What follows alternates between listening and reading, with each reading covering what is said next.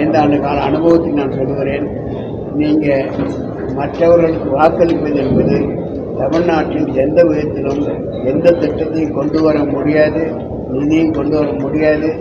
வீணாக விட போய் என்ன பொழுதுபோக்காக சண்டை பிடிச்சிட்டு வரலாம், காஃபி சாப்பிட்டு வரலாம். அது நடக்கவே நடக்காது. அதே நேரத்தில் நான் ஒரு அப்போ மோடி அவர் ஆட்சி இருக்கிறப்போ நான் அதில் இல்லை. நான் தோழமை 2014 இருந்தால் கூட இப்போ என்னால் இப்போ பண்ணாங்கனாக்கா இப்போ தோழமையிலையும் இருக்கேன்.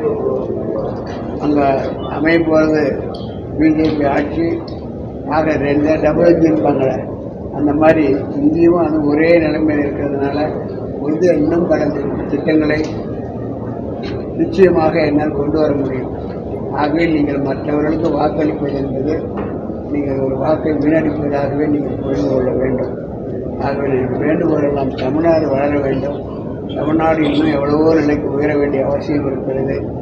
இங்கே இருக்கிறவர்களெல்லாம் பிரிவினைவாதிகளாகத்தான் இருந்து கொண்டிருக்கிறார்கள். நாட்டு ஒற்றுமை என்பது பற்றி ஒரு அக்கறை இல்லை. இன்னும் சொல்ல போனால் இந்த இந்தியாவை காக்க எனக்கு வாக்கு என்னை ஆதரிங்கன்னு சொல்கிறாரு. இந்தியாவை காக்கிறதுக்கு இல்லை, இந்தியாவை உடைக்கிறதுக்கு தான் பண்ண முடியும். காக்கிறதுக்கு கேட்கறது இல்லை. நீங்கள் பார்த்துட்டீங்க, இந்தியா மிக சிரமப்பட்டு நம்முடைய முன்னோர்கள் நம்முடைய நாட்டுப்பற்றாளர்கள்லாம் போராடி இந்த கஷ்டப்பட்ட சுதந்திரத்தை வாங்கினாங்க. இப்போ அதை உடைக்கிற முயற்சியில் எல்லாம் ஈடுபட்டு கொண்டிருக்காங்க.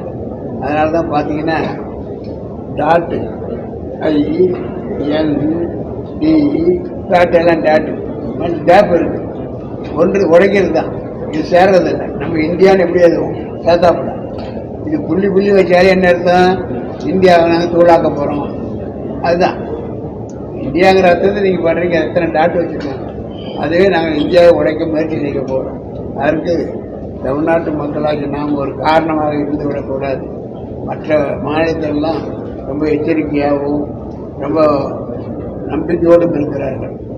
ஆகவே தவறான வழிகாட்டுதலுக்கு ஆள்பட்டு நாம் நம்முடைய வளர்ச்சியோ தமிழ்நாட்டினுடைய கலாச்சாரத்தையோ நாம் இழக்க தயாராக இருக்கக்கூடாது என்பது என் அன்பான வேண்டுகோளாக நம்முடைய தமிழ்நாட்டு மக்களுக்கு நான் அதை தெரிவித்துக் கொள்கிறேன். பாரத பிரதமர் உங்களுக்கு ஆதரவாக பெரம்பலூர் தேர்தல் பிரச்சாரம் செய்யப்படும் தகவல் இருக்காங்க. செய்யப்பட்ட தகவலாக என்றைக்கு வராது? இல்லை, அது அவங்க சில சூழ்நிலை அது சரிவட்டு வரல. அது இப்போ கேன்சர்னா 2 3 நாள் அது மாதிரி செய்தி ஒன்று எனக்கு இல்லை. முன்னாடி சொன்னாங்க நட்டா வராரு. அவருக்கு அது தேசிய இவர் இருக்கிற பிஜேபியோடைய தேசிய தலைவர் நட்டா வராரு. 16 எந்த பிளேஸ்ங்க? பாஜக பிரதமர் மோடியை வேட்பாளர் இருக்காங்க. காங்கிரஸ் வேட்பாளர் அறிவிக்கல. அதை எப்படி பாக்குறீங்க நீங்க?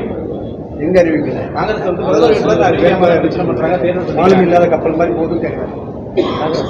அது இப்போ ஏங்க அது அன்னையிலிருந்தே இந்த கேள்வி இருந்துகிட்டு இருக்கு.